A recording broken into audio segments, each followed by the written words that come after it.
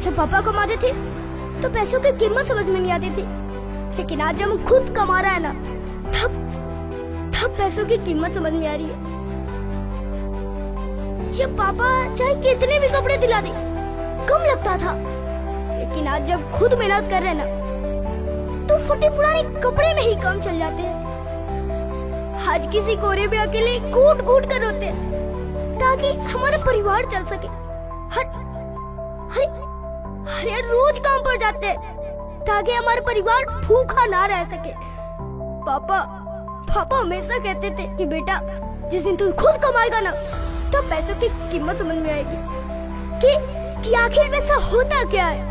पापा सच में पापा, आज जब मैं खुद कमा रहा हूँ ना तो पैसों की यार कीमत समझ में आ रही है कि आखिर पैसा का मतलब क्या होता है। तू सही कह रहा है मेरे भाई, आज हम लोग के पापा होते तो हमें इतनी दर की ठोकरें नहीं खानी पड़ती। चल भाई, हम खुद से मेहनत करके पैसे कमा लेते हैं।